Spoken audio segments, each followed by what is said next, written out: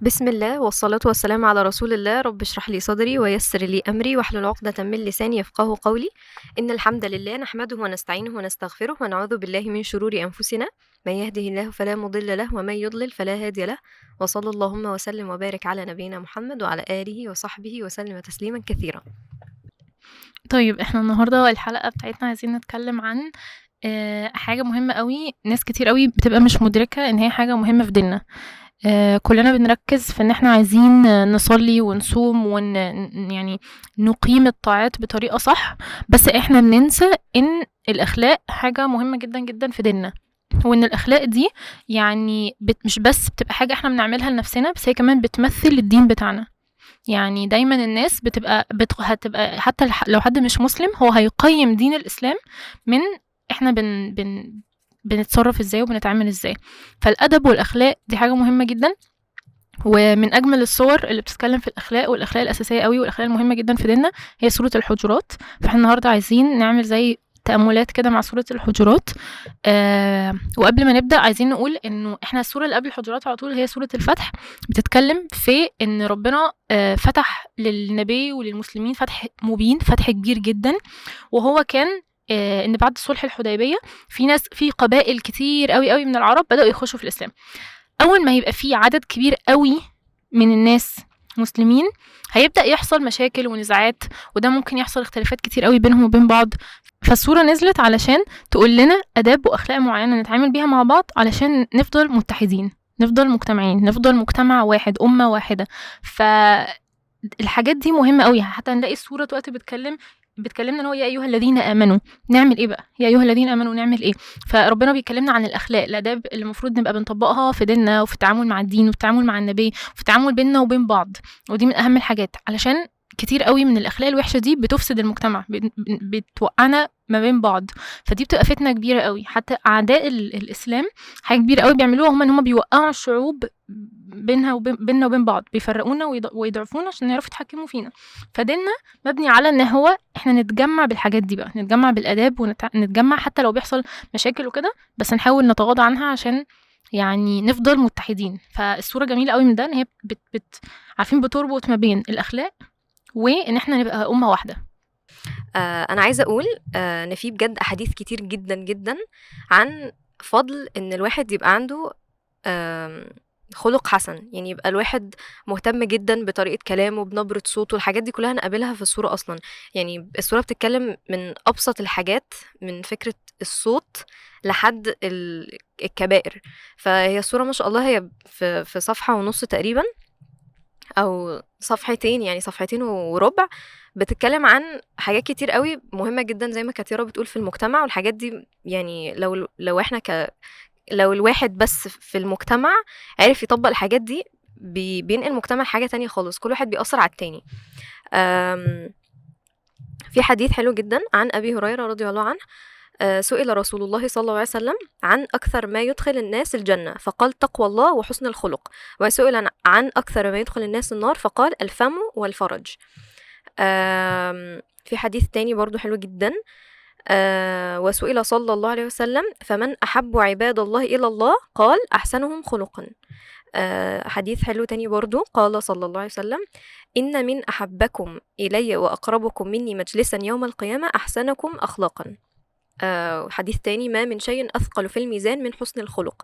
فمن الواضح جدا إن حسن الخلق يعني إن الواحد بس لو يعني عمل فروضه وكان حاول يجتهد جدا جدا إن هو يدرك ويبقى عنده حسن خلق في التعامل مع الناس، مع من أهل البيت لحد الصحاب لحد الناس اللي في الشارع، الناس اللي في السوبر ماركت، الناس اللي حوالينا، هيدرك منازل عالية جدا جدا في الجنة. والرسول كان يعني حث على ده في كذا حديث زي ما كنا قلنا، وده مش كلهم، يعني أنا بس قلت كام واحد عشان نفتتح فكرة الفضل بتاع الأخلاق دي، إن هي إزاي حلوة قوي، وإزاي ربنا بيبقى عايز من العبد كده، وإزاي في أحاديث كتير جدا إن يبقى ربنا يريد من العبد إنه يبقى عنده حسن خلق. وإزاي في أحاديث برضو تانية كتير قوي بيذم فيها الشخص اللي لسانه فالت او واحد مش بياخد باله من لسانه. وفي حديث مرعب اللي هو بتاع ان العبد لا يتكلم بالكلمة من رضوان الله لا يلقي لها بالا يرفعه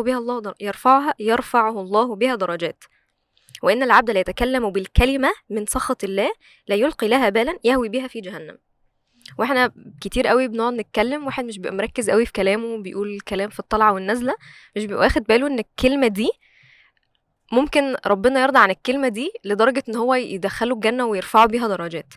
وممكن كلمة واحدة هو كان بيقولها بقى زي ما احنا بنقول انا كنت بهزر، انا ما كانش قصدي، ده انا كان قصدي، ده انا كانت نيتي كويسة، ده هو عارف ان انا بهزر.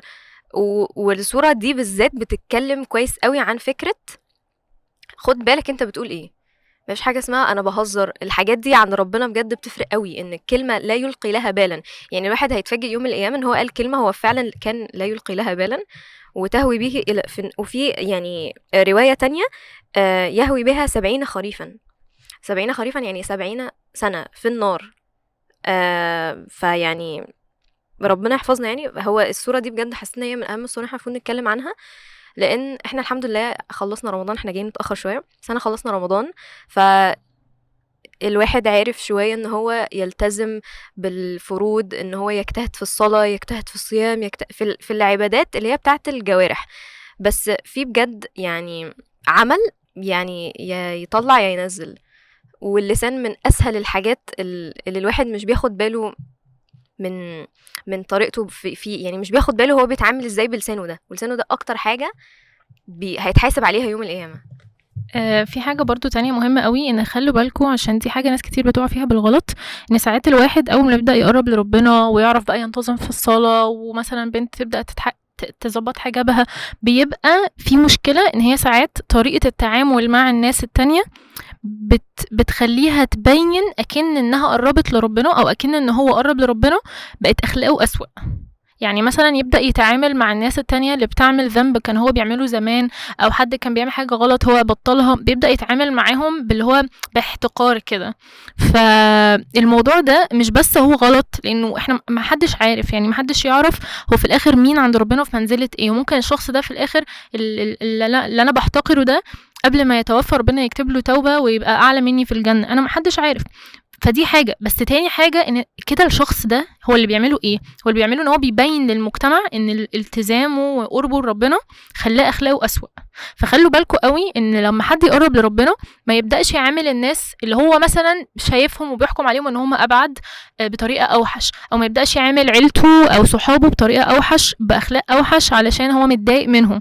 الاخلاق في الاخر لازم الشخص يبقى بيصبر ويبقى صدره رحب وبيبقى بيتعامل بطريقه معينه وبيتعامل باحسان معاهم وبر مع اهله. فكل الحاجات دي مهمه جدا، عشان في الاخر دي بتعبر عن الاسلام. بالعكس لو الشخص يعرف يبقى اطيب واحن مع الناس اللي حواليه حتى وهم بيعملوا الغلط، ده احسن. ده بيبين ان الاسلام مش دين فيه عجرفه ضد اللي بيعمل ذنب، لا بالعكس، احنا مهما كان كلنا بنخطئ، كلنا مذنبين، فهو لازم يبقى الشخص فاهم ان هو بيعامل كل الناس باحسن طريقه واحسن اخلاق، حتى لو انا شايفاهم بيعملوا ذنب كبير جدا. انا برضو عايزه اقول انه مع معاملاتنا في المجتمع وتاثير حسن الخلق في الدنيا وكده، الرسول صلى الله عليه وسلم كان يعني زي ما مرنا قالت بيحث على حسن الخلق كتير قوي، وفي احاديث بتورينا قد ايه ممكن حسن الخلق بس يرفعنا درجات في الجنه ويرفعنا درجات في ديننا وفي علاقتنا مع ربنا. الرسول صلى الله عليه وسلم قال جئت لأتمم مكارم الاخلاق، يعني هو اصلا الرسول صلى الله عليه وسلم بعث للهدف ده، ان هو يتمم مكارم الاخلاق في المجتمع. وقال برضو انه احبكم الي واقربكم مني في الاخره محاسنكم اخلاقا، وان ابغضكم الي وابعدكم مني في الاخره اسواكم اخلاقا. ده معنى ايه؟ انه الواحد كل ما خلقه يبقى اعلى، كل ما يبقى عنده حسن خلق اكتر، كل ما هيكون قريب للرسول صلى الله عليه وسلم يوم القيامه، كل ما هيكون ليه الفرصه ان هو يبقى في درجات الصحابه والسلف. احنا ده يعني سمعت برضو الشيخ علاء حامد بيقول حاجه جميله قوي، انه لما نيجي نسمع قصص الصحابه والسلف وكده بنحس ان احنا بعاد قوي، بنحس ان احنا عمرنا ما هنعرف نعمل اللي هما بيعملوه، اللي بيختم المصحف في ليله، واللي بيصلي قيام طول الليل، واللي بيتصدق بكل فلوسه. حاجات بجد صعبه قوي ان الواحد يعملها دلوقتي خصوصا في المجتمع بتاعنا ده. فكان بيقول انه من الحاجات اللي ممكن توصلنا للدرجات دي، وتقريبا من يعني الحاجه الوحيده اللي احنا ممكن ترفعنا درجه مع لدرجات الصحابة وان احنا نبقى معاهم في نفس درجات الجنة هي حسن الخلق. يعني احنا مش هنعرف نوصل للي هم وصلوا له غير بحسن الخلق. دلوقتي هو ده الباب الوحيد اللي مفتوح، اللي متيسر لنا، اللي متسهل لنا في الوقت والزمن ده، ان احنا نرتقي في الجنة ونرتقي بالدرجات بتاعتنا ونقرب للرسول صلى الله عليه وسلم، وان احنا نبقى يعني من اهل الفردوس. احنا بنقعد ندعي الادعية دي واحنا مش عارفين، يعني مش عارفين ايه اللي هيودي. احنا كده هندخل الجنة ان شاء الله برحمة ربنا، بس احنا مش عايزين الجنة بس، احنا عايزين نبقى اقرب الناس للرسول صلى الله عليه وسلم، عايزين نبقى اقرب الناس للصحابة. والرسول صلى الله عليه وسلم بيقول انه اقربكم الي، يعني اقرب ناس للرسول، اقربهم اللي هو دايما في جواره في الجنة، دايما معاه، دول الناس اللي عندهم حسن خلق، مش الناس اللي بيصلوا قيام ليل كل يوم، مش الناس اللي بيختموا المصحف كل يوم. لا، ده حاجة احنا بنحس انها بسيطة بس هي بجد صعبة قوي، واحنا دلوقتي شايفين قد ايه هي صعبة. فعشان كده هي الباب بتاعنا اللي هو هيقربنا للنبي صلى الله عليه وسلم. فلو حد مقصر في الطاعات او حاسس ان هو مش عارف يعمل قد ما الصحابة بيعملوا، قد ما الناس اللي حواليه بيعملوا او كده، هو ده الباب اللي احنا محتاجين نتشعلق فيه من الاخر يعني. ماشي. طيب خلينا نبدأ دلوقتي ان احنا نمشي في الآيات ونشوف احنا هنتكلم فيها ازاي وهنرفلكت عليها ازاي وكده. اولا السورة بتبدأ بيا ايها الذين امنوا لا تقدموا، يعني السورة بتبدأ بتخاطبنا، بتكلمنا احنا كمؤمنين. ولو حد يعرف دلوقتي برضو يجيب المصحف ويقرأ بحيث ان هو يبقى شايف السورة وفاهم متقسمة ازاي، عشان هي فعلا تقسيمتها جميلة، وهيبقى عارف ان هو يعني يتعامل مع يعني هيبقى عارف ان هو ينتراكت مع القرآن اكتر. اولا السوره بتبدا بيا ايها الذين امنوا. اول ما يبقى في نداء للمؤمنين احنا لازم نسمع، نعرف ربنا هيطلب مننا ايه دلوقتي. لو احنا فعلا مؤمنين يبقى الفعل ده لينا، ربنا بيقوله لنا احنا، لا تقدموا بين يدي الله ورسوله. يعني ايه بقى؟ يعني ما ينفعش نتقدم على حاجه ربنا والرسول صلى الله عليه وسلم امرونا بيها. ده اللي هو ايه؟ اللي هو القرآن والسنة. ما ينفعش يبقى ربنا امرنا بحاجة في القرآن والرسول صلى الله عليه وسلم امرنا بحاجة اللي هي اصلا بيبقى بوحي من ربنا، وما ينطق عن الهوى، في الاخر احنا نتعدى الحاجة دي، نقول مثلا احنا مش مقتنعين، او انا فاهمة ان ده وحي مثلا، انا فاهمة ان ده دين، بس مثلا انا رأيي في المجتمع بتاعنا دلوقتي ان دي مش حاجة تتطبق وكده. الخطورة انا فاهمة ان في ناس بيبقوا هم مش قصدهم يقللوا من الدين ما بيقولوا كده، هم فعلا بيبقوا حاسين ان مثلا لا ده ينطبق على وقت الرسول بس هو ما ينطبقش دلوقتي. الفكره دي خطر جدا، لان اللي احنا بنقوله كده ان مثلا ان ربنا كان الشرع بتاعه مش لا ينطبق على الزمن بتاعنا دلوقتي، وده مش الصح. لا، هو اصلا ربنا شرع ونزل في كل الازمنه المختلفه حسب الزمن بتاعها. فهو الشرع بتاعنا دلوقتي ما كانش الوقت الرسول بس من 1000 سنه ولا 1600 سنه 1400 سنة وخلاص. لا، هو للفترة اللي في الآخر دي كلها. كون ان احنا دلوقتي بنتطور بشكل وحش وفي انتكاس فطرة وبنبعد عن الدين بشكل مش عادي، ده مش معناه ان شرع ربنا لا ينطبق علينا، وده معناه ان احنا بعيدنا جدا، فبقينا مش متخيلين اصلا فكرة. يعني لما ربنا يقول لنا نصلي 5 مرات في اليوم، الناس تقول لا احنا مش بنلحق اليوم، ما فيهوش مش عارف ايه. لا، هو دي حاجة المفروض، هو احنا بس اللي بعيد قوي، هي المفروض ترجعنا وتهدينا وتبطئ البيس السريع قوي بالزيادة ده. فدي اول حاجة، ان احنا ازاي نحترم الوحي. السورة بدأت سبحان الله بالأخلاق اتجاه الوحي، ازاي مفروض يبقى عندنا احترام للوحي وكلام ربنا وكلام الرسول.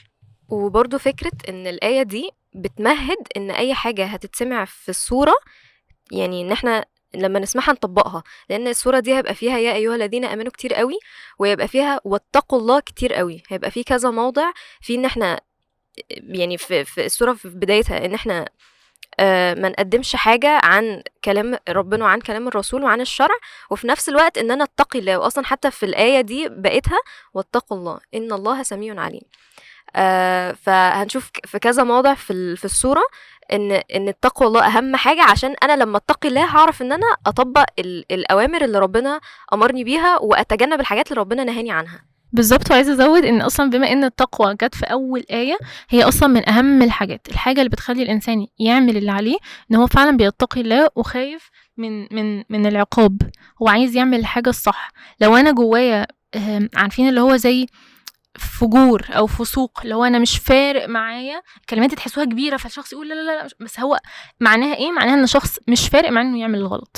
التقوى عكس كده، ان انا فارق معايا ان انا ما اغضبش ربنا وما ضايقش، يعني ان انا اعمل الحاجه الصح واسمع الكلام. فهو ربنا بيقول لنا لا تقدموا بين يدي الله ورسوله واتقوا الله ان الله سميع عليم. ربنا يسمع كل حاجه احنا بنقولها، ما ينفعش ان احنا نقول حاجه وكده، وربنا عليم، يعني ربنا اعلم مننا يعني ربنا اعلم مننا ايه الحاجه الصح وايه الحاجه الغلط، ايه اللي هينفع المجتمع وايه اللي مش هينفع. هو انا على اساس ايه بقول رايي وبقول انا شايفه ان ده اللي هيبقى احسن وهيتطبق بطريقه احسن وكده؟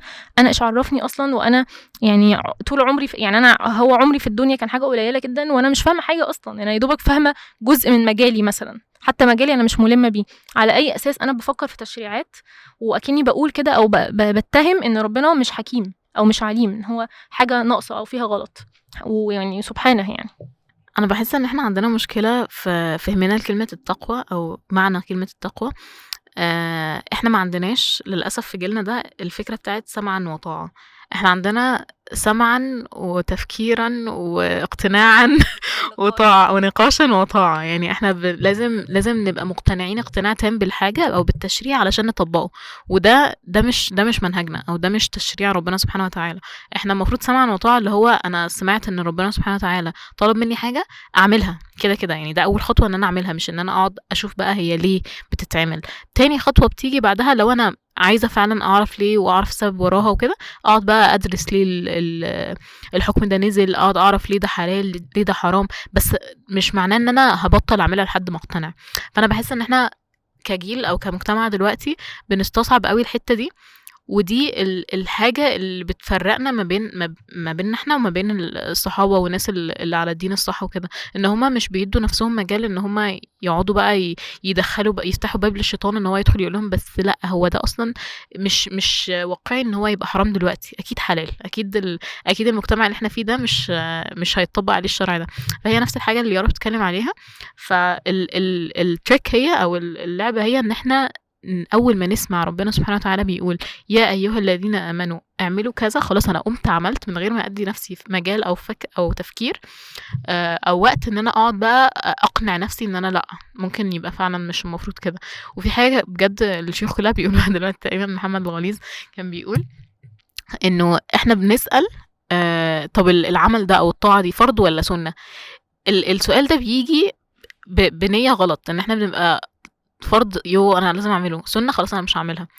ما الصحابه ما كانوش كده. يعني الناس يعني زمان لما فعلا الدين كان بيتطبق في المجتمع صح، ما كانوش بيشوفوا السنه عشان ما يعملوهاش، كانوا بيشوفوها عشان يعملوها، كانوا بيجروا ورا السنه عشان يعرفوها ويطبقوها. فاحنا النيه بتاعتنا محتاجه تتغير في الناحيه دي. انا دلوقتي لما اجي اقول خلاص انا دلوقتي عايزه اقرب من ربنا وعايزه احسن من طريقه حياتي وطريقه عيشتي، واشوف بقى ربنا سبحانه وتعالى بيأمرني بايه، واقرا الايات اللي جايه دي. انا اول حاجه محتاجه اظبطها هي نيتي، ان انا خلاص انا جايه انا عايزه الايات اللي انا هقراها دي والقران ده يغيرني، مش اقعد بقى اشوف انا ايه اللي عاجبني منه وايه اللي مش عاجبني. هي كل الايات اللي بتتكلم اللي هو ان احنا بناخد شويه من الكتاب ونسيب الباقي، هو ده اللي احنا بنعمله. ان احنا بنشوف ايه اللي مش شرع نافع معانا على حياتنا وعلى مجتمعنا وعلى هوانا نعمله، والباقي خلاص لا اكيد مش للزمن ده، واكيد موضوع صعب قوي فمش اكيد مش حرام. اللي هي مش كده، هي فهم يعني فكرة التقوى عكس كده تماما، ان انا بتقي ربنا سبحانه وتعالى مهما كان انا ازاي الموضوع ده inconvenient بالنسبة لي، ازاي الموضوع ده صعب بالنسبة لي، او مثلا فعلا انا حاسة ان هو ما يطبقش على حياتي، لا انا هطبقه عشان ربنا سبحانه وتعالى امرني بده. ماشي. تاني آية بقى في السورة يا أيها الذين آمنوا، تاني ربنا بيبدأ لنا يا أيها الذين آمنوا لا ترفعوا أصواتكم فوق صوت النبي. يعني ما ينفعش يبقى النبي صلى الله عليه وسلم بيتكلم، وده كانت يعني كعموم الآية لما نزلت ان هو والصحابة قاعدين في حضرة الرسول صلى الله عليه وسلم، ما ينفعش هم قاعدين يرفعوا صوتهم فوق صوت النبي. ودايما الصوت العالي مذموم في القرآن. يعني ربنا عز وجل يعني حتى السورة اللي هنلاقي الآية اللي بعد كده بتتكلم على إن الذين يغضون أصواتهم عند رسول الله، بيتكلموا عن الناس اللي بيوطوا صوتهم عند الرسول صلى الله عليه وسلم. زي في سورة لقمان لما ربنا عز وجل قال لنا واقصد في مشيك واغضض من صوتك إن أنكر الأصوات لصوت الحمير. يعني ان الصوت العالي ده صوت وحش، ده صوت اصلا منكر، يعني مش حلو، صوت ما بيتحبش. فربنا بيقول لنا لا ترفعوا اصواتكم فوق صوت النبي ولا تجهروا له بالقول كجهر بعضكم لبعض ان تحبط اعمالكم وانتم لا تشعرون. يعني ما ينفعش ان احنا نبقى بنندهله وبنتعامل مع كلامه زي ما بنتعامل مع كلام اي حد. يعني ايه بقى الايه دي؟ عشان هي مهمه قوي. ما ينفعش يبقى الرسول صلى الله عليه وسلم بيقول لنا امر او بيقول لنا حاجه ونتعامل معاها اكن ان الحديث بتاع الرسول ده او الكلام بتاع الرسول ده زي كلام اي حد كده بيقوله. لا، يعني الكلام اللي احنا بنقوله دلوقتي ده حاجه، وكلام الرسول كان حاجه تانية خالص. هو كان بوحي كله. يعني ربنا بيقول لنا ويعلمكم الكتاب والحكمه، اللي هو القران والسنه. لما الرسول بيعلمهم لنا، هو بيقول لنا حكمة كبيرة جدا. أحاديث الرسول فيها معجزات، يعني هو حتى فيها معجزات علمية زي ما القرآن فيه معجزات عادي. ف الحاجات دي كلها احنا ما ينفعش نتعامل مع حديث الرسول زي تعاملنا مع كلامنا احنا بيننا وبين بعض. فده تفسير ليها. ولا تجهروا له بالقول كجهر بعضكم لبعض ان تحبط اعمالكم. معناها ايه برضو؟ معناها احنا ما ينفعش نتعامل مع الرسول ونندهله ونناديه زي ما احنا بننادي بعض كده بطريقه من غير ما يبقى فيه ادب ومن غير ما يبقى فيه احترام، ان هو يعني نبي الله صلى الله عليه وسلم وخاتم الانبياء. والآية دي نزلت أصلا للصحابة برضو. يعني الصحابة لما كانوا بيسمعوها، يعني أكتر اتنين اترعبوا كانوا سيدنا عمر وسيدنا أبو بكر الصديق. اترعبوا لأن هم بيتعاملوا إن برضو في الأول وفي الآخر هو الرسول صلى الله عليه وسلم. قبل ما يكون الرسول كان محمد ابن عبد الله، فهم كانوا بيتعاملوا معاه ان احنا صحاب. فهنا ربنا نزل اللي هو لا، برضو في الاول في الاخر هو الرسول ليه وقاره وليه مكانته، انه الرسول يعني يعظم، مش انه. وبرضو كان في يعني من الصحابه او من اللي كانوا حوالين الرسول، ممكن كانوا ناس جهله شويه، ممكن يقولوا له يا محمد، فيقعدوا ينادوا له باسمه كده من الاعراب. ان فكره ان في ناس ما كانوش بيبقوا مدركين وقار الرسول ومكانته عاليه ازاي، فكانوا بينادوا له باسمه حاف. لكن ربنا في القران بيخاطب الرسول يا ايها النبي او يا رسول الله او قل، يعني بيبقى فيها تعظيم وفي ليها وقار للرسول. وفي الايات دي زي ما كانت يارا بتقول، فكره ان الصوت العالي مش مستساغ، مش حاجه مستحبه. فان الرسول هو الشخص اللي بنتعامل معاه كده، دي مش حاجه حلوه. يعني دي مبدئيا في الاخلاق مش حاجه حلوه خالص. فهو ربنا بيضرب ده للصحابه، انه هو صاحبكم بس في نفس الوقت ليه وقاره وليه احترامه، لانه هو حامل الوحي. بعد كده ربنا عز وجل بيقول لنا إن الذين يغضون أصواتهم عند رسول الله أولئك الذين امتحن الله قلوبهم للتقوى لهم مغفرة وأجر عظيم. الصحابة لما سمعوا الآيات دي، يعني كان مثلا أبو بكر الصديق وعمر بن الخطاب رضي الله عنهم كانوا بيبقوا قاعدين مع بعض، يعني صوتهم واطي جدا لدرجة مش سامعينهم من كتر هم كانوا خايفين. بالذات مثلا عمر بن الخطاب، يعني يروى عنه إن هو كان هو أصلا صوته بطبيعته عالي، فلما نزلت الآيات دي كان بقى صوته عمره ما تسمع له صوت عالي تاني. وكان في صحابي برضو كان فجأة لقوه ما بقاش بيحضر صلاة الجماعة، فراحوا له البيت لقوا ان هو عشان ما بيسمعش كويس، فافتكر الآية نزلت فيه، فخاف ان هو يحبط عمله، فكان زعلان ومش عايز يطلع تاني يصلي جماعة عشان ما يحبطش عمله اكتر. فدول ربنا تاني بيقول لنا الذين امتحن الله قلوبهم للتقوى. يعني ربنا من خلال التشريعات دي اصلا بيختبرنا. كل ده ابتلاء. يعني التشريعات دي مش بس اصلا هي خير لينا وهتنفعنا زي ما السورة بتورينا، هي كمان اختبار لينا قد ايه بنتقي ربنا وهنحاول ان احنا نطبق الحاجات والاحكام دي. فلهم مغفرة وأجر عظيم. ربنا يغفر لنا. يعني لو حد كان بيعمل الحاجات دي، أي حاجة من الحاجات اللي هنقولها في السورة دي، وبعدين عارف إن دي حاجة صح، وبعدين عارف إن دي حاجة غلط، وعنده تقوى وبيحاول يبطل الحاجة دي وبيحاول يجاهد نفسه، مش بس ليه مغفرة وكمان ليه أجر عظيم.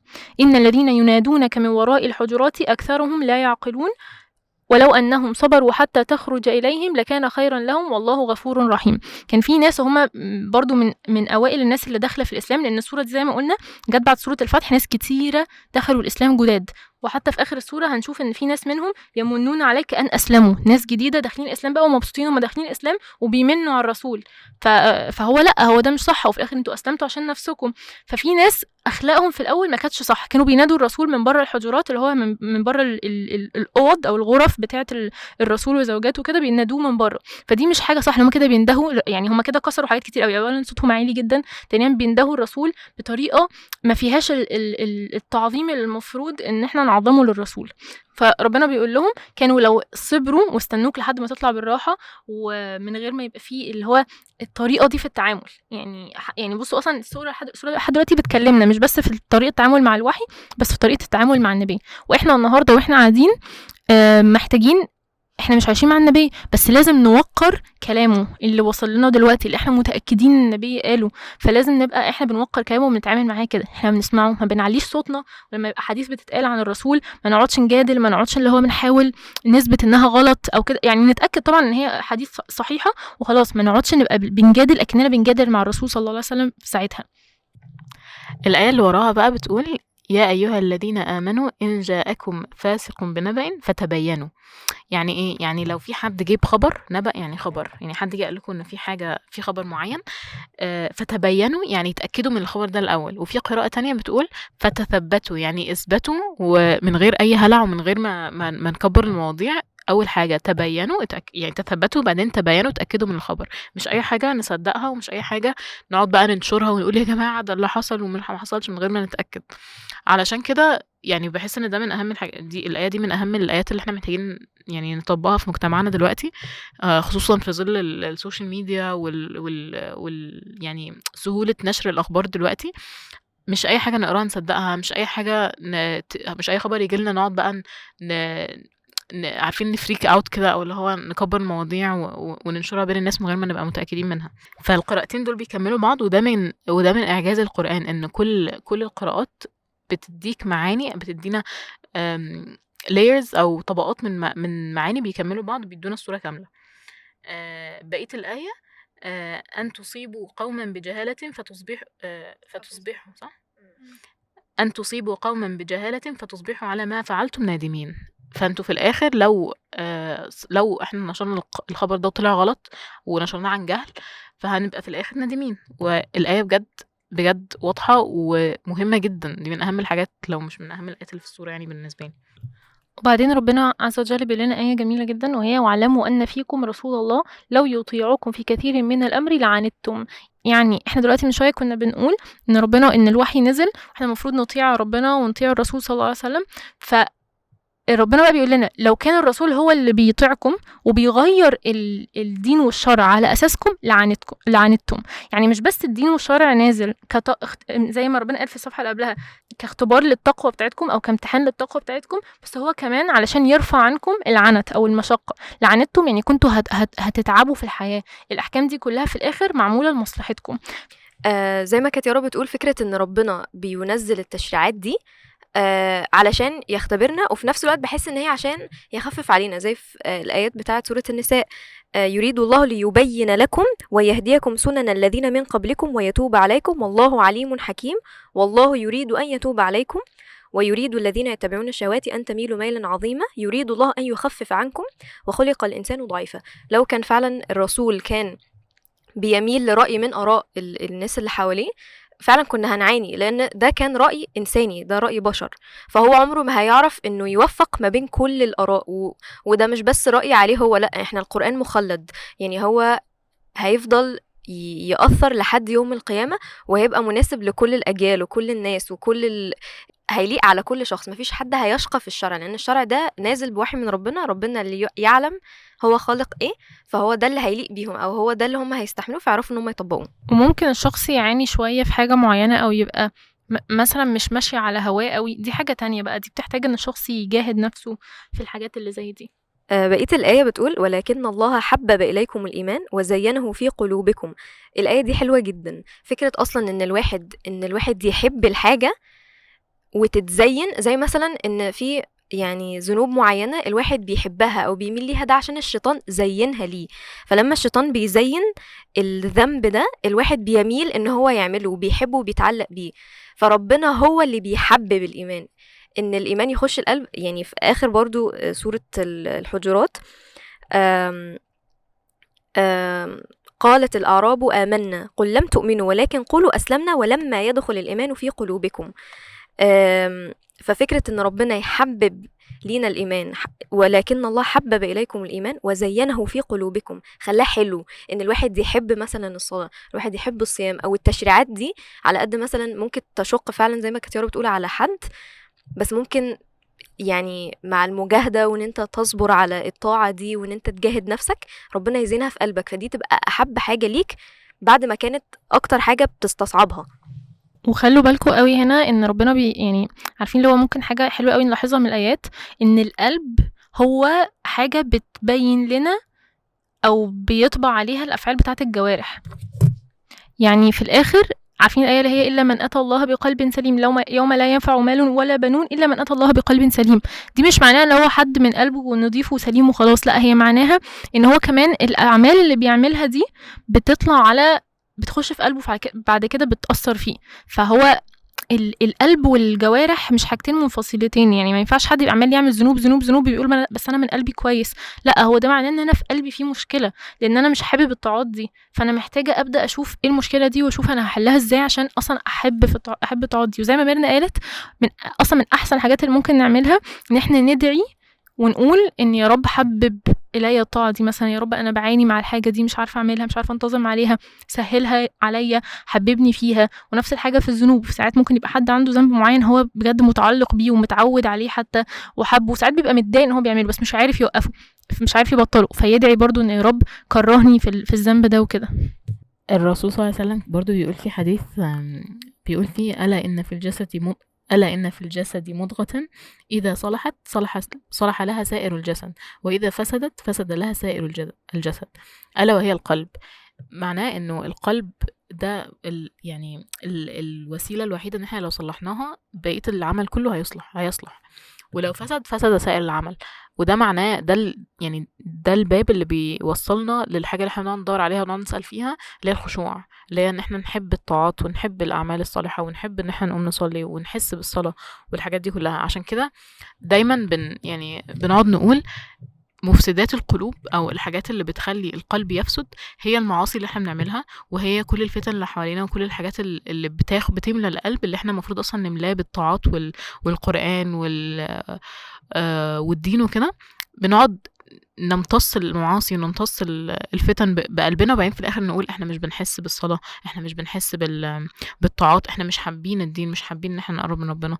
كل ده علشان احنا منغمسين في المعاصي.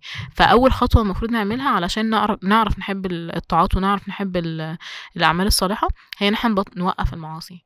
فاول ما احنا نبطل نعرض نفسنا لكميه المعاصي والفتن دي، هنلاقي ان احنا قلبنا بدأ يبقى ينقى كده، ونبدأ نحب الطاعات ونحب الصلاة ونحب نقرب من ربنا سبحانه وتعالى، ونلاقي ان احنا مقبلين اكتر على الدين وعلى ان احنا نقرب لربنا سبحانه وتعالى.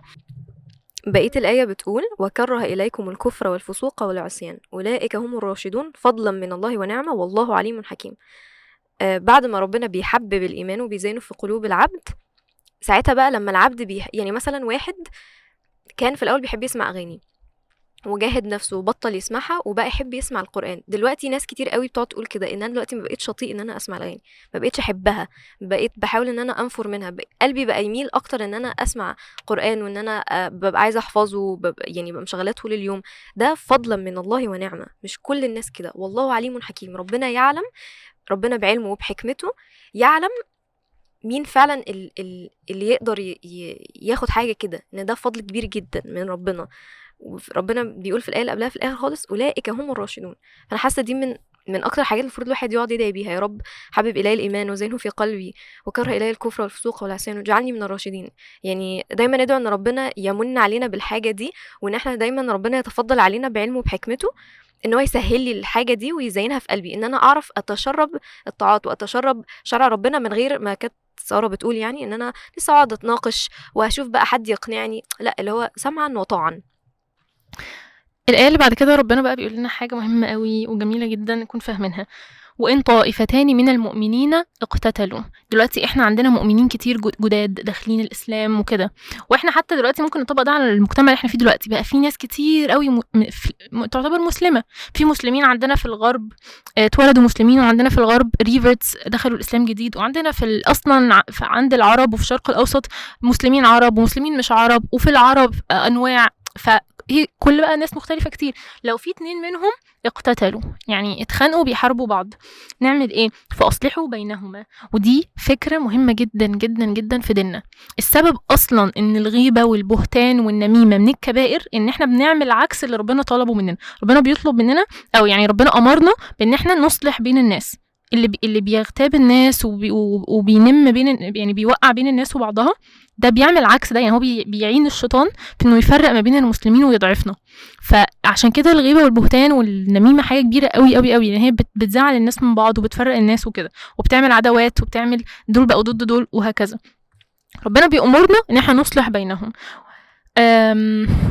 من اكبر حاجه بقى، يعني احنا لو بنتكلم على سكيل كبير اللي هو مثلا دولتين بيكرهوا بعض، ولا حتى على سكيل صغير افراد بقى، لو احنا بنسقط ده على انه اتنين مثلا اتخانقوا بين بعض، اتخانقوا مع بعض، مهم قوي ان احنا نصلح بينهم، يعني نحاول نخليهم يتصالحوا. فإن بغت إحداهما على الأخرى فقاتلوا التي تبغي حتى تفيء إلى أمر الله. يعني إيه؟ يعني دلوقتي لو واحدة لما جينا نصلح بينهم بدأت بتظلم التانية وبتبغى ومش عايزة تتصالح، فنعمل ايه؟ فاحنا المفروض ساعتها المسلمين يقفوا ضد دي لحد ما تفيء الى امر الله، مش لحد ما ناخد حقنا منها ولا نحط عليها ولا مش عارفه نعمل، لا، هو لحد ما تلاحظ ان هي كده بتعمل حاجه غلط، ان هي كده بتعصي ربنا، ان هي كده مش بتتبع اوامر ربنا، فتفيء الى امر الله. يعني حتى واحنا بنقاتل ما ينفعش نقاتل عشان نفش غضبنا ولا علشان نغل فيهم او كده، لا، حتى لما ده يحصل هنعمله علشان تلاحظ ان هي ان مثلا الطائفه دي عملت حاجه غلط. وحتى في الحاله دي فان فاءت فاصلحوا بينهما بالعدل واقسطوا. طب ليه هنا المره دي ربنا قال فاصلحوا يعني هي المره الاولى ما كانتش بالعدل، لا كانت بالعدل، بس المره دي ممكن الناس اللي هي او الطائفه اللي فاءت دي تحس ان هي مظلومه او كده، او هم عملوا حاجه غلط فاحنا نعملهم بطريقه اوحش. لا، لازم دايما تبقى بالعدل، ولازم دايما يبقى فيه قسط ويبقى فيه عدل، علشان هي دي اخلاق الاسلام. يعني حتى لما اتنين مثلا صحابي في بينهم مشكله، ما ينفعش ان انا اجي على حد على حساب حد علشان حد منهم انا بحبه اكتر او هو اقرب ليا، لا، دايما يبقى في عدل وقسط في التعامل. عايز تقولي حاجه يا بردة؟ فربنا بيقول لنا ان الله يحب المقسطين، ودي من اخلاق برضو تاني الاسلام. يعني مثلا في سوره الانعام ربنا بيقول لنا فاعدلوا ولو كان ذا قربى وبعهد الله اوفوا. يعني ايه؟ ذلكم وصاكم به لعلكم تذكرون. ده معناه ايه؟ يعني حتى لو انا هعدل وهاجي على حد من قرايبي اعدل واقول الحق برضو. فربنا بعدها بيقول لنا ليه؟ طيب ليه كل ده؟ ليه اصلا الايات دي كلها عماله تنزل؟ ده اللي احنا قلناه في الاول خالص، انما المؤمنون اخوه فاصلحوا بين اخويكم. بصوا ايه جميله ازاي ربنا بيحبب الينا ان احنا نحط المجهود. على فكره ان حد يصلح ما بين اتنين دي حاجه مش سهله، ساعات بتحتاج مجهود وبتحتاج تركيز وبتحتاج اني افهم الموضوع عشان اعرف احله، وبيحتاج من الشخص يعني طاقه. فربنا بيقول لنا طب ليه انما المؤمنون اخوه؟ ما ينفعش يبقى اتنين اخوات متضايقين ومش مهم، او مثلا ابوهم او مامتهم تبقى اللي هم خلاص سايبينهم ان هم يتخانقوا خلاص، ما ينفعش، دول اخوه. فربنا هنا بيشبهنا ان احنا كلنا المؤمنين احنا امه واحده، احنا اخوات في الاخر، احنا لازم نبقى واقفين ظهرنا في ظهر بعض. عشان كده التفريقات اللي بتحصل دي، ولا تنازعوا فتفشلوا وتذهب ريحكم، لما نتخانق هنفشل وهتذهب ريحنا، يعني خلاص محدش هيهابنا، محدش هيخاف مننا، هنبقى ضعفة ومش مؤثرين خالص. فربنا بيقول لنا انما المؤمنون اخوه فاصلحوا بين اخويكم واتقوا الله لعلكم ترحمون. اتقوا ربنا، خلي دايما في تقوى جوه الانسان علشان يبقى عارف ان هو عايز يعمل، يعني الانسان يبقى عارف انه لازم يعمل الصح علشان فعلا ربنا يرحمه. رحمه ربنا بتشمل خلاص ان هو انسان داخل الجنه، يعني هي معناها ان هو ربنا هيرحمه من العقاب ومش هيخش النار حتى لو كان عمل ذنوب. هي دي الرحمه، ان احنا لما بنقول احنا بنرجو رحمه ربنا، احنا بنرجو ان هو يرحمنا على كل التقصير اللي احنا عملناه والذنوب بتاعتنا. حتى الطاعات لما بنعملها ساعات بنقصر فيها، ممكن الحجاب مش مظبوط، الصلاه مش بنسرح فيها كتير، طب انا كده ما وفيتش حق النعم اللي ربنا اداها لي وما دفعتش ثمن الجنه. عشان كده دايما بنقول هندخل الجنه برحمه ربنا. قبل ما ندخل على الايات اللي جايه، عايز اقول حديث يمهد الايات اللي احنا داخلين علشان هي ايات تقيله جدا. في حديث للرسول بيقول صلى الله عليه وسلم: ليس المؤمن بالطاعن ولا اللعان ولا الفاحش ولا البذيء. كل ده يعني ده حديث. اللي جاي بقى الآيات اللي هنشرحها كل ده بيتكلم باستفاضة كبيرة جدا عن الحديث ده، مش ان ده قريب لده، بس انا قصدي ان انا بربط الحديث ده بالآيات كلها اللي جايه، ده الشرح بتاعها باستفاضة ازاي ربنا بقى يعني خلاص احنا طالما اصلحنا بين بعض هيخش بقى شوية ايه هزار ملوش لازمة، هيخش شوية كلام، هيخش شوية نيك نيمز كده برضو ملهاش لازمة. طالما احنا اصلحنا بين بعض خلاص بقى نقعد مع بعض بعد فترة، فاكرة انت يا بنتي لما حصل معرفش ايه مع كذا كذا، نقعد بقى نخش في الغيبة نخش في النميمة. بعدين ربنا يحكي لنا عن خلاصة اصلا كل ده. يا ايها الناس كلنا بقى، يعني مش يا ايها المؤمن، يا ايها الذين امنوا، يا أيها الناس إنا جعلناكم شعوبا وقبائل لتعارفوا. ساعتها بقى ربنا يتكلم عن حاجة مهمة جدا، إن أكرمكم عند الله أتقاكم. ربنا طول السورة عمال يقول واتقوا الله واتقوا الله واتقوا الله. الآية دي جاية بقى تشمل كل ده، إن أكرمكم عند الله أتقاكم. زي بالظبط الحديث اللي هو بتاع الرسول صلى الله عليه وسلم، بما معناه إن أقرب حد للرسول يعني يوم القيامة أحسنكم أخلاقا، الشخص اللي عنده أخلاق حلوة جدا، إن هو عرف إن هو يوطي يعني ما يقدمش رأيه على رأي الشرع، وعرف إن هو يوطي صوته مع الرسول أو في الشرع برضو. يعني مش شرط إن الرسول، إحنا دلوقتي الرسول صلى الله عليه وسلم مش عايش وسطنا، فإحنا مش عارفين نعلي صوتنا عليه، بس إحنا نعلي صوتنا إزاي؟ إن إحنا نتأمر على السنة، أو إن إحنا نقول لا أصل خلاص دي سنة بقى إيه فمش لازم يعني، أو مثلا أشوف سنة فما بقاش مقتنعة بيها، أنا كده كأني بعلي صوتي، انا كاني بعلي اللي هو انا رايي اعلى واحسن من السنه يعني. الآية اللي وراها ربنا سبحانه وتعالى بيقول فيها يا أيها الذين آمنوا لا يسخر قوم من قوم عسى أن يكونوا خيرا منهم ولا نساء من نساء عسى أن يكون خيرا منهن. الآية دي ربنا سبحانه وتعالى بيتكلم، هي لسه ليها تكملة، بس الجزء الأولاني ربنا سبحانه وتعالى فيها بيتكلم عن السخرية ما بين الأقوام اللي هم الرجالة، واختص برضو ان هو يمنشن او يذكر النساء ولا نساء من نساء. لما ربنا سبحانه وتعالى بينزل اي حكم او تشريع في القرآن عامة بيقول مثلا يا ايها الذين امنوا يا ايها المؤمنون، بيبقى مش بيختص النساء في معظم المواضع، بس في حاجات معينة ربنا سبحانه وتعالى بيختص فيها النساء، منها الموضوع ده، وده بيبقى معناه انه الحاجة دي برضو منتشرة ما بين النساء وبأكثرية يعني. فهنا الوصية أو الحكم بيقول لا يسخر قوم من قوم عسى أن يكونوا خيرا منهم. عسى هنا ممكن تدي معنيين. عسى أول حاجة إنه ممكن الشخص اللي احنا بنسخر منه ده يبقى أحسن مننا، ومعناها التاني بقى اللي اتفاجئت بيه إنه هو لما بنعمل كده، لما بنسخر من اللي قدامنا، هما بيبقوا فعلا أحسن مننا. ليه؟ علشان احنا وقعنا في ذنب زي ده، في كبيرة من الكبائر اللي هي ان احنا بنسخر من حد، وان احنا بنديهم من حسناتنا وبناخد برضو سيئات، فهو اوتوماتيك كده الشخص اللي احنا بنسخر منه بيبقى احسن مننا، بيبقى اجره اكتر مننا، وبيبقى في درجة اعلى مننا واحنا مش واخدين بالنا، مع ان اللي بيسخر ده ممكن يبقى حاسس ان هو احسن من اللي قدامه فبيسخر منه، او ليه الحق ان هو يسخر منه. بس الفكرة دي من اكتر الحاجات اللي ممكن تبوظ المجتمع، وخصوصا ان احنا كنا لسه بنتكلم عن الآية اللي قبلها اللي هي انما المؤمنون اخوة. واخوة هنا كنت سمعت حاجة يعني interesting قوي، انه الاخوة ليها مثلا ان ممكن يبقى حد اخ بالدم، وممكن يبقى حد اللي هو صاحبه قوي فهو يقول ان ده اخويا.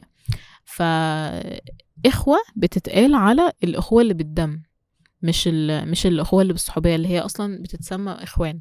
فممكن يبقوا ناس اللي هم صحاب قوي فبيقولوا احنا اخوان، وفي بقى الاخ والاخ بالدم بيبقى اسمهم اخوة. فهنا ربنا سبحانه وتعالى استخدم الكلمة اللي هي اخوة، اللي هي بتقول ان المسلمين مش بس اخوة اللي هو صحابه كده، لا احنا اخوات بجد، احنا اخوان احنا اخوة ماشي. فربنا سبحانه وتعالى بيقول اخوة بمعنى ان احنا اخوات، كأننا اخوات بالدم بالظبط، كأننا اخوات من نفس الام والاب. فالمسلمين كلهم يبقوا كده، يبقى كلنا كمجتمع بنعامل بعض على الاساس ده. عمر ما حد هيروح يسخر من التاني، عمر ما حد هيروح يظن سوء في التاني. كمان في حاجة حلوة قوي في الآية دي، ان ربنا بيقول عسى أن يكونوا خيرا منهم. يعني هو اصلا احنا ايه اللي بيخلينا نسخر، ايه اللي بيخلي حد يسخر من حد؟ انه ساعات الانسان السخرية دي بتبقى عشان هو من جواه حاسس ان هو احسن من حد تاني، عشان مثلا ممكن يبقى الشخص التاني ده في حاجة فيه احنا شايفينها وحشة، او بيعمل غلطة معينة، او بيعمل ذنب معين. عند ربنا ممكن الناس دي او القوم ده يبقى احسن، يعني يبقوا احسن عند ربنا، او يبقوا اقرب، او يبقى يعتبروا متقين اكتر. وده اللي هنشوفه برضو في الصفحة اللي جاية، اللي هو ان اكرمكم عند الله اتقاكم. فما يبقاش الشخص بيقيم اللي قدامه بحاجات هو شايفها، لان دايما اللي احنا شايفينه هيبقى غلط، هيبقى ناقص، هيبقى مش كامل. فده بيبقى يعني معظم الوقت هو المنبع بتاع السخرية، ان حد شايف اللي قدامه ده اقل منه فبيتريق عليه او كده. احنا برضو للأسف دلوقتي في المجتمع في الزمن ده بقينا نحس ان لما الواحد يسخر من اللي قدامه او يقلل منه او يطلع العيوب اللي قدامه، هو كده بقى بيعمل حاجة روشة او بيطلع اجمد منه، او يعني كل الافكار اللي احنا بقينا ننشرها دي بس الحقيقة إنه لمّا الواحد بيحط نفسه في الموقف ده، إن هو بيقعد يسخر من اللي قدامه وبيقلل منهم، بيبان إنه هو عنده يعني ما عندوش ثقة في نفسه كفاية إن هو يعني يحسن الظن أو يعلّي من اللي قدامه عشان هو يحس إن هو قليل. ف فالشخص اللي بيسخر ده دايمًا عائد الموضوع ده بيرجع عليه بالسالب، وبيحس إن هو مش عارف يقدّر نفسه أو يحس بقيمة نفسه غير لمّا يقلل من اللي قدامه. فالموضوع ده بيأثّر على الطرفين، مش بس الشخص اللي بيسخر منه. وممكن الشخص ما يبقاش واخد باله إن هو لمّا بيعمل يعني لمّا بيسخر من الناس، على المدى البعيد هيلاقي إن هو خلاص اتعوّد إن هو مش عارف يفكّر في الناس بطريقة طبيعية، دايمًا عايز يقلل من اللي قدامه عشان يحس بقيمته. فهي حاجة بتأثّر عليه وبتأثّر على اللي قدامه وبتأثّر على المجتمع بشكل عام. عشان كده هي حاجة مهمة أوي، وربنا سبحانه وتعالى اتكلّم باستفاضة في الموضوع ده، وخصوصًا للنساء، عشان يعني إحنا عندنا سبحان الله الموضوع ده منتشر بسبب كل المقارنة اللي بتحصل، وبسبب كل يعني الضغوطات الاجتماعية اللي عندنا. بنحس إن إحنا لو مش عارفين نوصل لحاجة لازم نحسس اللي قدامنا إن هو ما وصلش كمان عشان نحس إن إحنا تمام. بس في الحقيقة ربنا سبحانه وتعالى لما قال إن إحنا إخوة، في حديث برضو عن الرسول صلى الله عليه وسلم بيقول فيه إن المسلمين كجسد واحد، يعني إحنا جسد واحد، جسم واحد، ولو أي عضو فيه اتأذى الباقي كله بيتأذي. فالآية بتكمل هنا، ربنا سبحانه وتعالى بيقول فيه: ولا تلمزوا أنفسكم ولا تنابزوا بالألقاب. فلا تلمزوا أنفسكم هنا عائدة على إن إحنا لما بنسخر من حد قدامنا، من مسلم معانا، إحنا كأننا بنسخر على نفسنا بالظبط. فربنا بيقول ولا تلمزوا أنفسكم. وبرضو ممكن الآية دي تعود على فكرة إن الواحد لما بيسخر من اللي قدامه، التاني برضو يرد عليه فيسخر منه. ومش عارفة أنا بسب حد فحد يسب فحد يسبني ورايا. فالحديث برضو عن الرسول صلى الله عليه وسلم بيقول فيه: من الكبائر شتم الرجل والديه. قالوا يا رسول الله وهل يشتم الرجل والديه؟ قال: نعم، يسب أبا الرجل فيسب أباه، ويسب أمه فيسب أمه. يعني احنا الموضوع ده للأسف انتشر عندنا في المجتمع، بس الواحد لما بيسب أب أو أم الشخص اللي قدامه، هو كأنه بالظبط بيسب أمه وأبوه. فحتى الصحابة لما كان الرسول صلى الله عليه وسلم بيتكلم معاهم في الموضوع ده تعجبوا، يعني ازاي ممكن حد يسب والديه، فاهمين؟ فده برضو نفس المعنى بينطبق في الآية دي. ان احنا لما بنيجي نسخر من الناس كأننا نسخر من نفسنا، وكأننا بنجيب السخرية لنفسنا. وبعدين ربنا سبحانه وتعالى بيكمل الآية بيقول فيها: بئس الاسم الفسوق بعد الإيمان ومن لم يتب فأولئك هم الظالمون. فالفكرتين دول مهمين قوي، انه الواحد لما يبقى لقى نفسه في الموضع ده، او في ان هو الشخص اللي بيسخر، اهم حاجه ان احنا نتوب، عشان الواحد مش معصوم من الذنب ده، مستحيل نبقى معصومين من اي ذنب. فاكيد حد فينا اتحط في المواقف دي، او حد فينا حاول يعني كان بيعمل الذنب ده. فاهم حاجه ان احنا نتوب. ربنا سبحانه وتعالى بيقول هنا: ومن لم يتب فاولئك هم الظالمون. الظالمون دول مش الناس اللي بتعمل الذنوب ونقطه، لا، الناس اللي بتعمل الذنوب ما بتتوبش منها. فلو احنا وقعنا في ذنب كبير زي ده، ان احنا بنسخر من الناس وبنتنابز الالقاب وكده، لازم اهم حاجه ان احنا نتوب من كل ده. وبنتوب من اقل حاجه. احنا ممكن نحس ان اي كلمه احنا قلناها تبقى عادي عابره، بس ممكن يعني بعد شر نهوة في النار فيها بيها 70 خريف. فالتوبه من اهم الحاجات. كمان خدتوا بالكم ازاي الآية بتقول بئس الاسم الفسوق بعد الإيمان؟ يعني هو حد كان مؤمن والسورة عمالة تقول يا أيها الذين آمنوا وكده، وبعدين الشخص ده عمل ايه بقى لما عرف ربنا بيأمره بايه؟ فالفسوق اللي هو ان انا عرفت ان حاجة غلط وانا مصرة عليها، انا مش عايزة اوقفها او كده، او انا احباها او عجباني او كده. فهو احنا ساعات بس موضوع السخرية ده بناخده كهزار، اللي هو احنا كده بنهزر واحنا مش بنتضايق من ده وكده.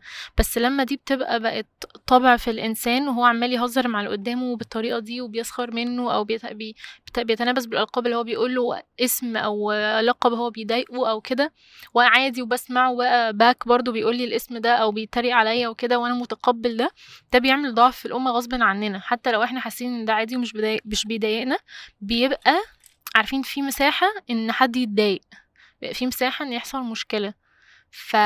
وبيبقى بعد كده بيبقى طبع فينا، فممكن حد اصلا مش هيتقبل الموضوع، بس يضطر يتقبله وهو مضايقه، علشان بس اللي هو ايه، يعني دي بقت صفه في الشخص ده وبيتريق على الناس، فاحنا مضطرين نستحمل ان هو بيتريق على الناس وكده، فده التعامل معاه. فممكن حد تالت هو اصلا مش متقبل الموضوع، بس هو يضطر عشان يقعد في قعده معينه يستحمل الحاجات دي.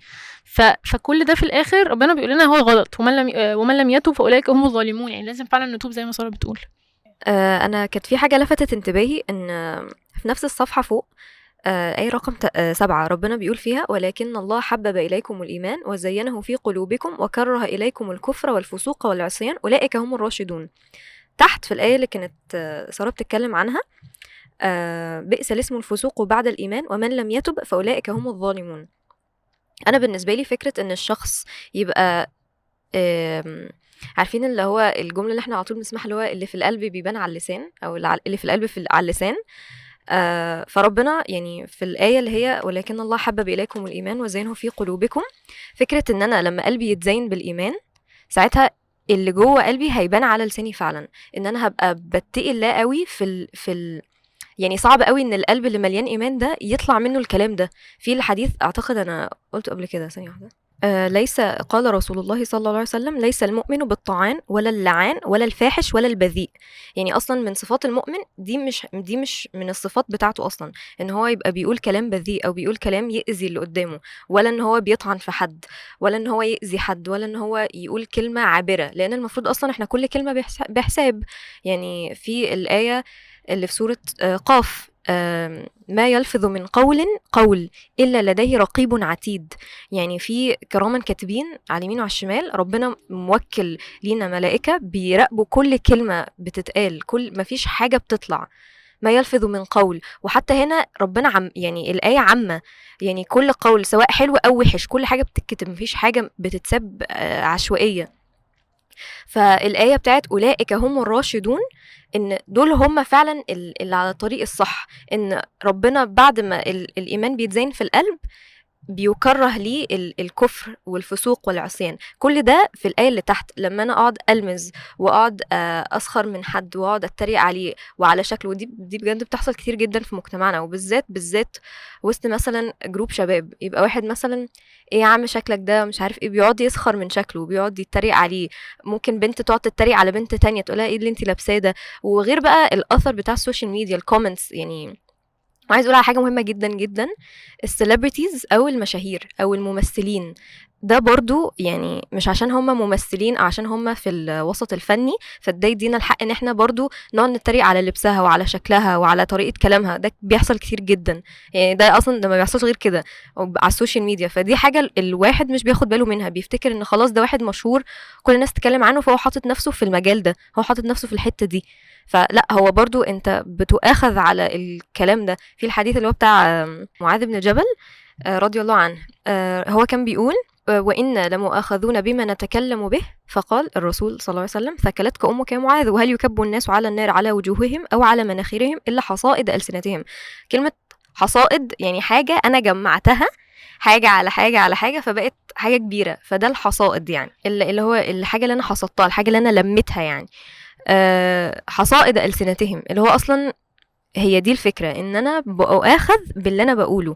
وفي حديث تاني حلو جدا برضو، قال رسول الله صلى الله عليه وسلم: من كان يؤمن بالله واليوم الآخر فليقل خيرا أو ليصمت.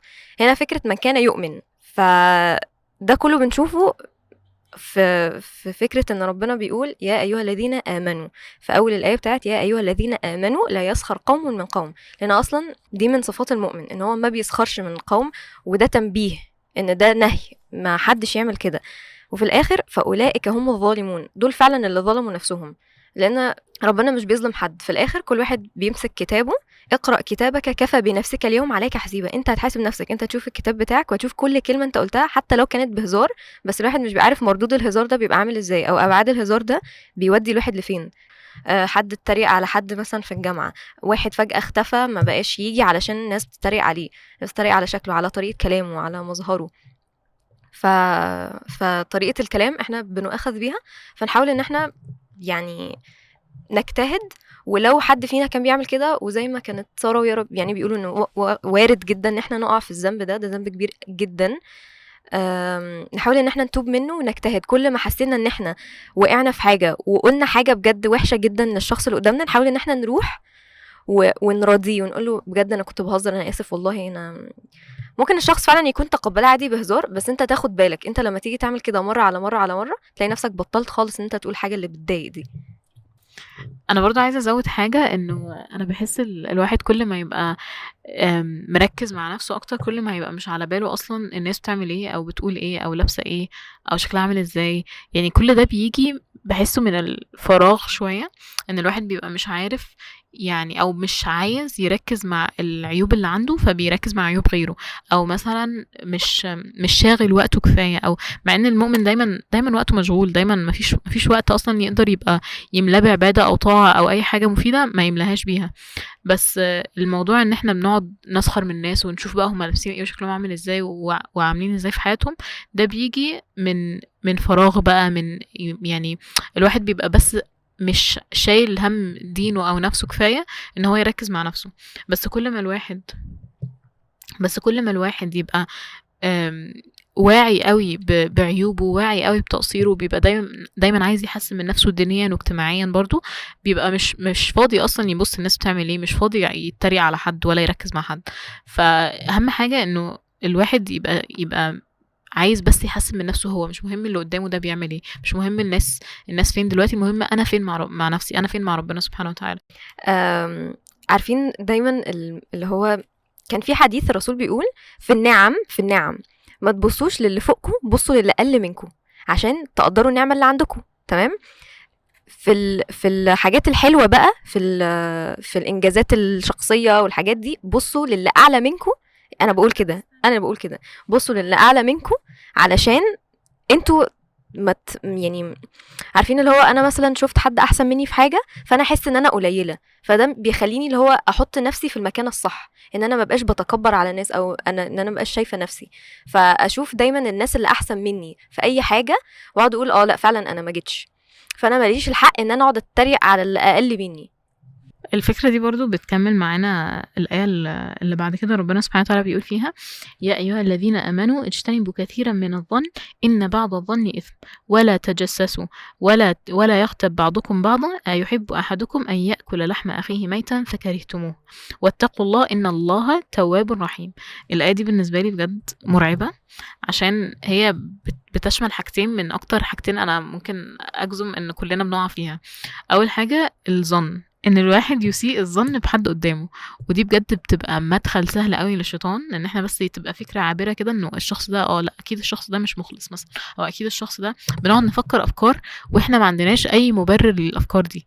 وبجد من ان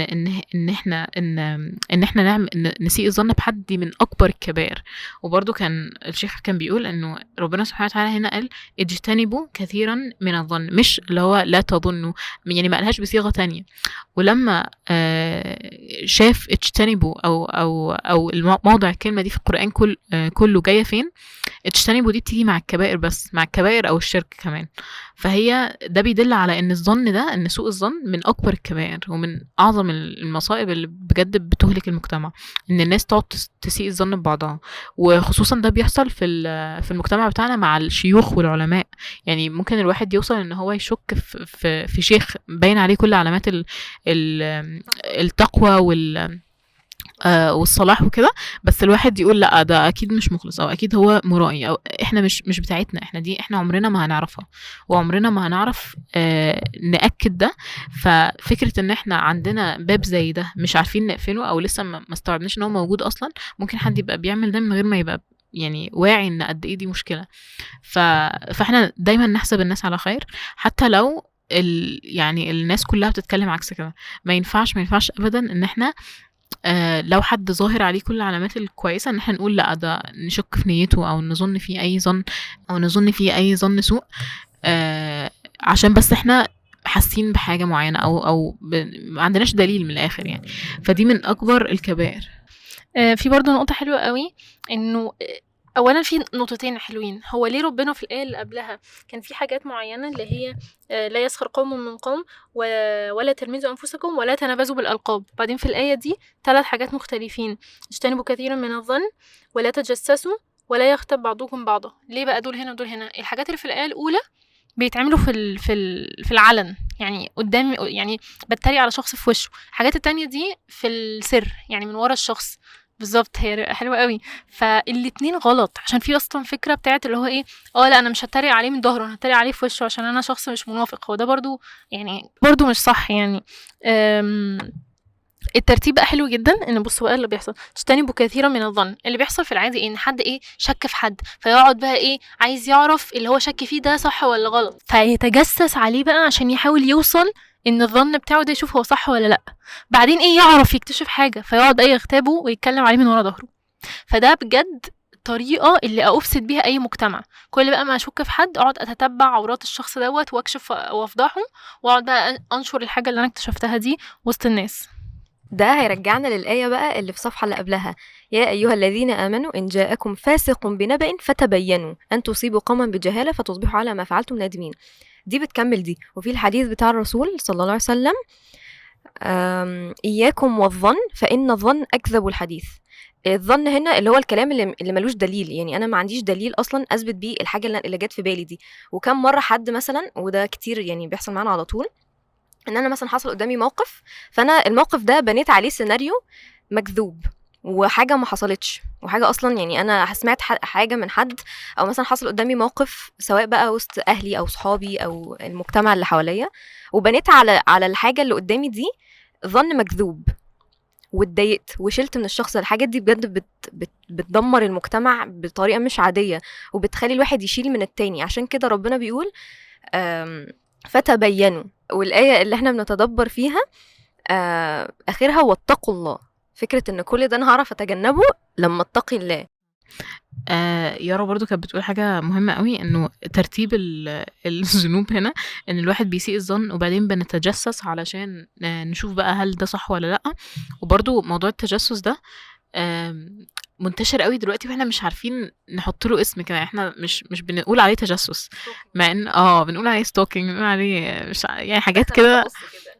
بس هي التجسس ده بينطبق على كل الحاجات اللي احنا بنعملها في السوشيال ميديا، احنا نتجسس على الناس، او ان مثلا حد يمسك موبايل حد يتجسس عليه. هو الموضوع بقى سهل دلوقتي ومش اللي هو مش لازم اروح اتجسس على حد في بيته، فاحنا مش حاسين ان هو تجسس.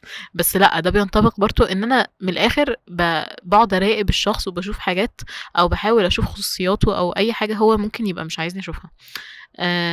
وبعدين ربنا سبحانه وتعالى بيقول ولا يغتب بعضكم بعضا. الغيبة من اكبر الكبائر، واحنا بنحس ان هي حاجة عادية ان انا اقعد اتكلم عن حد تاني مع شخص، بس دي بجد بجد من اسوأ الحاجات اللي ممكن حد يقع فيها، عشان هي كفارتها عظيمة جدا، كفارتها صعبة قوي. مستحيل ابقى ضامنه ان اللي انا اخترته ده يسامحني في يوم من الايام.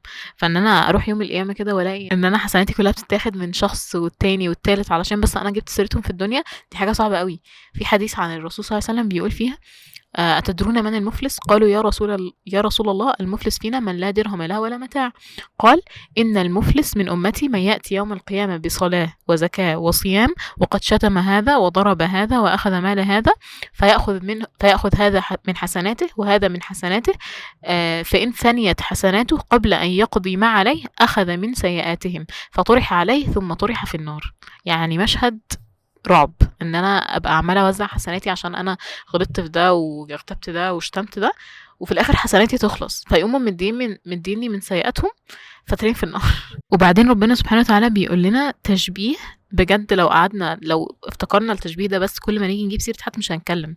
ربنا بيقول: أيحب أحدكم أن يأكل لحم أخيه ميتا فكرهتموه.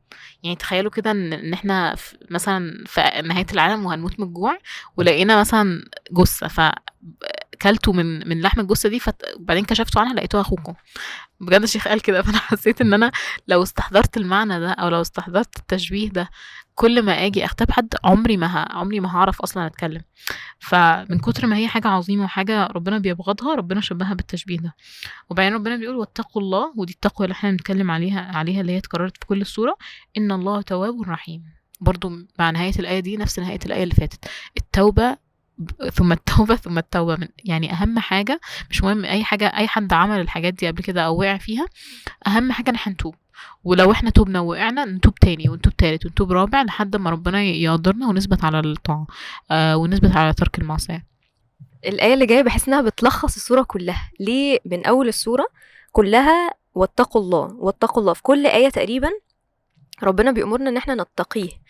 الآية اللي جاية بتقول يا أيها الناس، مش يا أيها الذين آمنوا، دي عامة بقى، يا أيها الناس إنا خلقناكم من ذكر وأنثى وجعلناكم شعوبا وقبائل لتعارفوا. هنا ربنا بيوضح خلقناكم من ذكر وأنثى، يعني ده الذكر مختلف عن الأنثى، فده بشخصية واهتمامات ودي بشخصية واهتمامات. وجعلناكم شعوبا وقبائل لتعارفوا. ليه كل الاختلافات دي؟ لان معظم الاختلافات دي هي اللي بتؤدي ان الواحد ممكن يغتاب حد، او واحد ممكن يشتم حد، او واحد ممكن يتجسس على حد، ان هو مثلا ممكن يبقى مستغرب هو ليه الشخص ده عمل كده، او هي ليه ازاي بتلبس كده، او عشان احنا كلنا مختلفين، مفيش حد شبه التاني، وربنا بيوضح ده وجعلناكم شعوبا وقبائل لتعارفوا. فما ده ما يؤديش ان انتوا تغتابوا بعض، او ان انتوا تفتروا على بعض، او ان انتوا تظنوا سوء في بعض او اي حاجه. فربنا كان بيربي في الآيات اللي فاتت علشان يقول لنا إن أكرمكم عند الله أتقاكم. يعني ربنا ما قالش إن أكرمكم عند الله أغناكم أو أبيضكم أو أسودكم أو يعني الذكر عن الأنثى، أو إن واحد متعلم واحد مش متعلم، أو واحد لبسه كذا واحد. ربنا المعايير عنده غير المعايير عندنا، فربنا بيقول إن أكرمكم عند الله أتقاكم. فعشان كده من الأول السورة بتربي، يعني بتربي المستمع والمؤمن على ان هو يبقى تقي، لان ده اللي بيبقى الاكرم عند ربنا، ده الاحسن. زي مثلا في الايه بتاعت سوره الاسراء ان هذا القران يهدي للتي هي اقوم، يعني اقوم حاجه او اكتر حاجه مستقيمه هو القران بيهدي للطريق ده. فهو التقوى او يعني التقوى بتؤدي ان ده يبقى الاكرم، الشخص ده يبقى اكرم واحد. ان الله عليم خبير، ربنا يعلم كل واحد عامل ازاي، وخبير بكل واحد بيعمل، كل واحد عامل ازاي، وخبير بكل واحد بيعمل ايه وليه. يعني ربنا هو الوحيد اللي يعلم بعلمه وبخبرته سبحانه وتعالى ان هو خلى فيه الاختلاف الواسع ده في كل حاجة، واحنا كلنا بنكمل بعض. يعني لو ما كانش فيه حد غني ما كانش هيبقى في حد بيعطي، ولو ما كانش في حد فقير كانش مثلا ده هيبقى الشخص اللي بيسعى. انه معظم الفقراء هم اكتر ناس مثلا بتسعى في المجتمع، اكتر ناس بتشتغل وبتحاول تلاقي قوت يومها وبتصبر على البلاء بالظبط. فالآية دي بتلخص كل الآيات اللي فاتت كلها من التقوى، من كل درس في كل آية بتؤدي ان الواحد لما يعمل حاجات دي هيبقى تقي، هيبقى كريم، هيحفظ لسانه، ده يؤدي اصلا الجنه. انا في ريفلكشن عايزه برضو اقوله.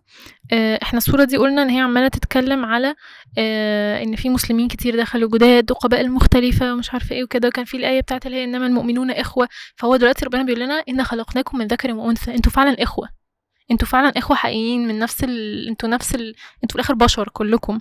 فالايه دي مهمه قوي عشان هي ايه محوريه بتعلمنا ان العنصريه ملهاش مكان في الاسلام. يعني مش عشان الشخص ده مثلا جلده اسمر من ده، في فكره دي اللي هو ممكن حد بيبقى بيعنصر على حد عشان لون بشرته، حد بيعنصر على حد عشان طوله، عشان شكله، علشان مش عارفه ايه. لا، هو في الاخر انتوا كلكم اتخلقتوا من نفس الاب والام، انتوا في الاخر اخوه. لازم تستعملوا القوه بتاعتكم دي وتتحدوا. في ايه جميله قوي في سوره الانفال، ربنا بيقول لنا واطيعوا الله ورسوله ولا تنازعوا فتفشلوا وتذهب ريحكم واصبروا ان الله مع الصابرين. يعني ربنا بيقول لنا ما تتنازعوش، عشان لو تنازعتوا واتخانقتوا هتتقسموا فهتفشلوا وهتبقوا ضعفة وتذهب ريحكم، يعني محدش هيخاف منكم. ايه ده، انا حاسه ان انا قلت الايه دي قبل كده. مش مشكله عادي. الايه اللي بعد كده ربنا بيقول لنا قالت الاعراب آمنا قل لم تؤمنوا ولكن قولوا أسلمنا ولما يدخل الإيمان في قلوبكم.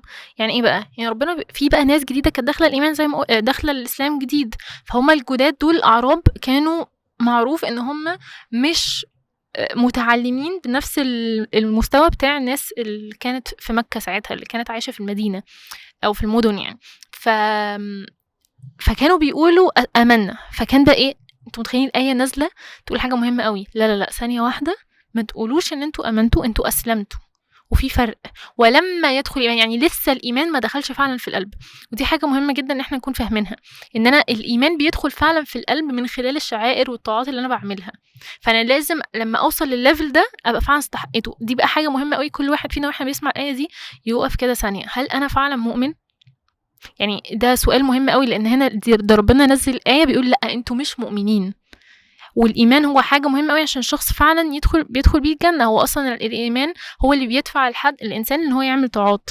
فكل واحد يسال بقى نفس السؤال ده، هو مجرد مسلم يعني قال الشهاده وبيصلي وكده وخلاص، ولا هو فعلا مؤمن ان في يوم قيامه وبيركز في طاعاته وبيحاول يبقى من المتقين وبيحاول يبقى من المحسنين وهكذا.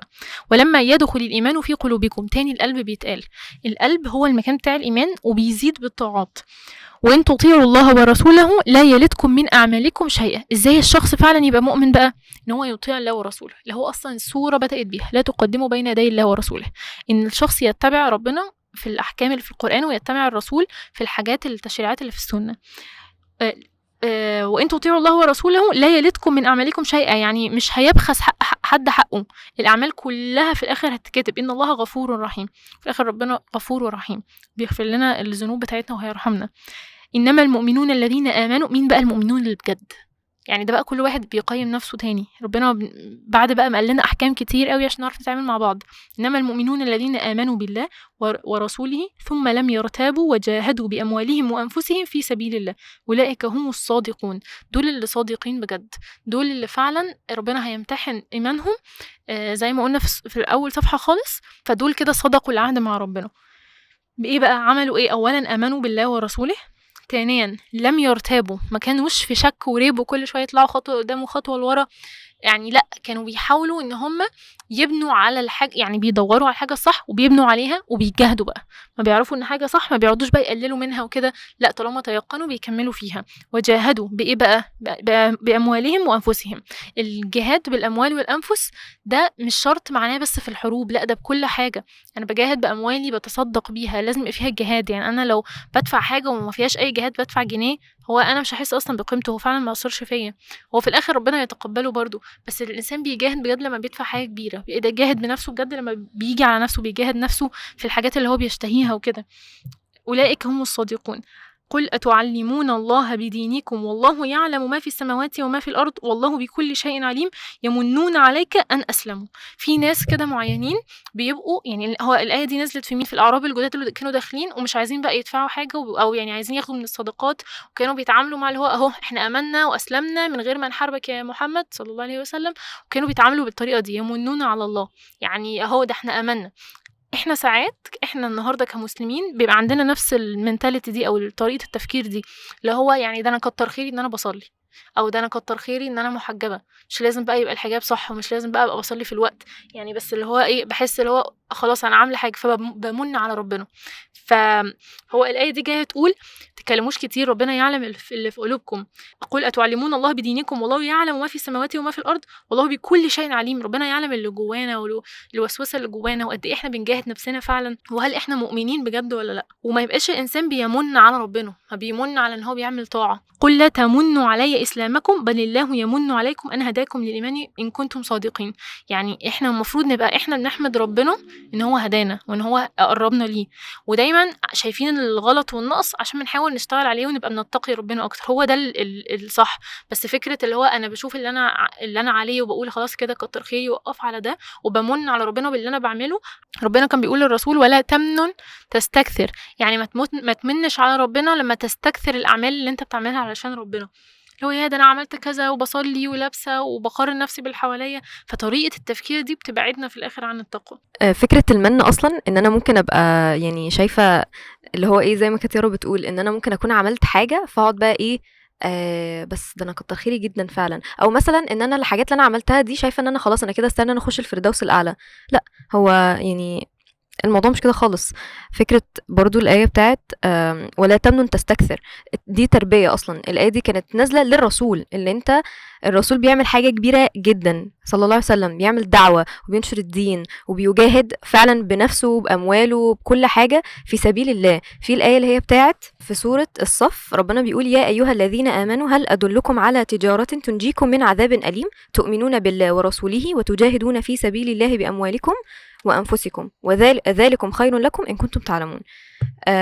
فالرسول كان بيعمل كل ده والمؤمنون كانوا بيعملوا كل ده، بس برضو كانت في التربية بتاعت ولا تمنن تستكثر، ان انت ما تقعدش تشوف ان انت اعمالك دي هي اللي هتوصلك للفردوس فانت تريح. وانا حاسه ان احنا كلنا بنحس بكده دلوقتي بالذات بعد رمضان، ان احنا كنا في رمضان كل واحد بيبقى حاسس ان هو جايب اخره وبيبقى بجد ولا حاجه، يعني مش بيبقى، يعني ما تبصوش للاعمال بتاعتكم ان انتوا خلاص انتوا كده قفلتوا اللعبه، محدش بيبقى مقفل اللعبه يعني. هو اللي انت قلتيه فكرني او خليني الاحظ اصلا ان الايه نازله في اعراب، يعني ناس جداد لسه داخلين وشايفين نفسهم عاملين حوارات، يعني هي بجد زينا يعني احنا كتير قوي مننا بيبقى اللي هو احنا لسه اصلا بادئين الطريق وبادئين اللي هو بدأنا ننتظم في الصلاة وبدأنا اللي هو نحاول نحسن حجابنا وبدأنا نقرب لربنا، واللي هو الحمد لله عارفين الآية اللي هي أفرأيت الذي تولى وأعطى قليلا وأكدى.